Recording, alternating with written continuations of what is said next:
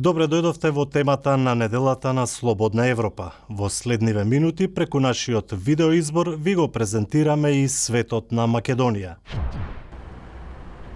Неделавана тема новите технологии и нивната улога во демократизацијата на општествата. Новите технологии, главно интернетот, станаа важни алатки за еманципирање на луѓето, но демократијата, како што се покажа, се уште стагнира. Во што е проблемот? Според експертите, тоа е пред се поради фактот што ваквите технологии стануваат оружје во рацете на автократите против сите што не мислат како нив. Првите 15 години од 21. век е време на зачудувачко напредување на комуникациите и на информатичката технологија, вклучувајќи ги тука дигитализацијата, масовниот пристап до видеоплатформите, смарт телефоните, социјалните медиуми и милијардите луѓе вклучени на интернет. Овие револуционерни промени ги еманципираа луѓето преку поголем пристап до информации.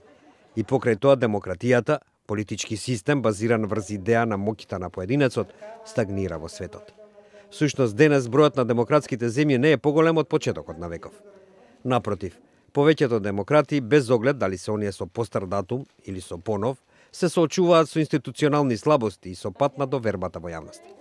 Foreign Policy наодамна ова прашање им го постави на повеќе на експерти. Некои од нив сметаат дека дел од решението лежи во добро познатиот, но и многу важен факт, што и трите авторитарни лидери се способни да ги ограничат позитивните ефекти на технологијата врз обичните граѓани со тоа што им го намалуваат граѓанскиот простор. Од друга страна, тие, новите технологии ги користат за антидемократски цели, како следење на продемократските активисти и нивните потези. Една од причините за оваа аномалија е што судбината на глобалната демократија се формира од многу различни обични фактори. Некои од нив се растечкото влијание, регионално или глобално, на автократските режими како Кина, Русија и Иран и војната против тероризмот. Сите тие го поткопуваат притисокот за почитување на човековите права. Исто така, додека новите комуникацијски технологии значат моќ, таа моќ не ја користат само поединците и групите за демократски работи, туку исто така стануваат платформи за брзо сење на гласини, етнички навреди, ксенофобија и други екстремистички и нетолерантни чувства, па дури и идеологии. Денес социјалните медиуми може да развијат омраза и предрасуди. Социјалните медиуми може да ги поларизираат политиките во земји кои се наоѓаат во транзиција, например во Азија, на ист начин како што тоа го можат во Соединетите држави и во Европа. Кога поларизацијата се случува без робустен консензус за правилата на демократската игра, тогаш се загрозува уставниот поредок. Конечно, автократите постојано ја зголемуваат контролата врз интернетот и другите дигитални комуникации. Од друга страна, не треба да се заборави фактот дека голем број луѓе, надвор од богатите етаблирани демократи, се уште немаат пристап до таквите комуникации. Колку за пример во Турција, релативно економски успешна приказна, се проценува дека скоро половина од домаќинствата се уште немаат пристап до интернет. Тие и натаму, во врска со вестите и политичките информации, се врзани за традиционалните медиуми како радиото и телевизијата.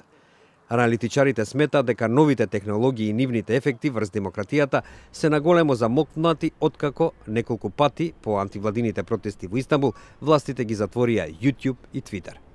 Уште полошо е тоа што технолошките предности им ги олеснија начините на авторитарните режими да се справат со опозицијата. Според нив технологијата всушност ништо не покренува. Таа, како што велат, креира можности за собирање и анализирање податоци, за угнетување на идеите и луѓето се уште треба да бидат мотивирани на други начини за да се активираат.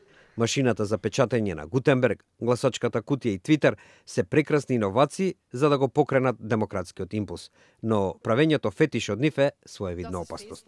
Имам Facebook страница како партиски лидер и мислам дека за многу луѓе Facebook е голема работа. Но Facebook нема целиот живот да ви го направи среќен. Убаво е да се има како да се има автомобил или пристојна машина за перење. Но вие не можете да сметате дека самото постоење на Facebook автоматски ќе ви донесе многу пријатели, изјави неодамна германскиот канцелар Ангела Меркел.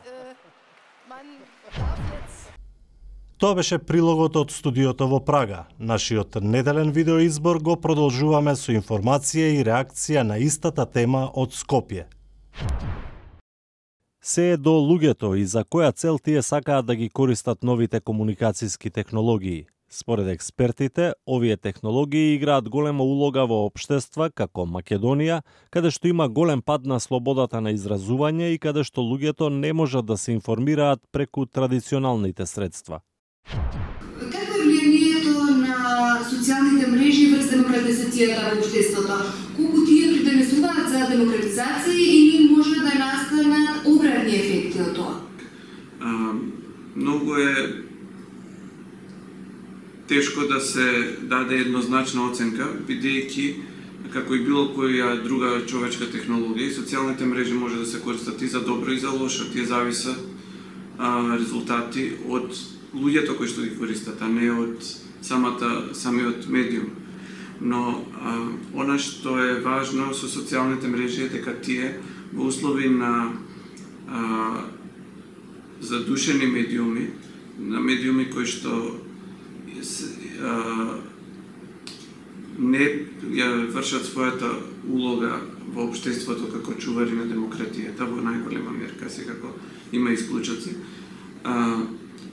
Социјалните мрежи им користат на граѓаните како едно од основните средства за пренесување информации кои што тие не може да ги најдат во традиционалните медиуми или во онлайн медиумите кои што се под некаква си партиска контрола и кои што се цензурираат или само цензурираат. Во таа смисла, во овој момент во Македонија, социјалните мрежи играат огромна демократизаторска улога. Но што е со контролата на социјалните мрежи, освен повици за демократско изразување на одредено право, за протести, има и повици кои стигнуваат до повици за линчови на луѓе. Може ли е контрола и дали говорат омраза се јава зашто никој не одговара? Па, почнувајќи од вашата последна констатација, јас би се согласил комплетно. Во Република Македонија говорат на омраза, поттикнувањето на меѓуетничка нетрпеливост, меѓуверски судири, поттикнувањето војна и нормално поттикнувањето било кој облик на насилство се опфатени со кривичниот закон како кривични дела. За жал, ние немаме јавни информации дека обвинителството или полицијата до сега, особено во последниве неколку години, кога имаме интензивирање на тие ситуации и појави, било кој одговарал, а особено заради тоа што не се само социјалните мрежи фактор во овој процес на ширење на говор на омраза, туку тоа се пред се традиционалните медиуми, меѓу кои национални телевизии, на кои што имаме личности кои или самите во улога на медиумски личности промовираат говор на омраза, линч, убивање на неистомисленици, или пак во улога на некакви водители на контактни емисии, наместо како што налагаат новинарските стандарди, да не дозволат, ако се појави говор на омраза од гледачите, да продолжат тие со тоа и истовремено да се оградат и да го стават во соодветен контекст, значи да објаснат дека ако некој гледач кој што се јавува бара лицето XY да се убие на плоштад, тој водителот е обврзан не само да го прекине, тоа и да каже дека ова е говор на омраза, дека представува кривично дело и така натака, туку и да се огради. И тоа беше се во овој видеоизбор, во кој ви го презентираме светот на Македонија. Следете не повторно на slobodnaevropa.mk и во наредната недела.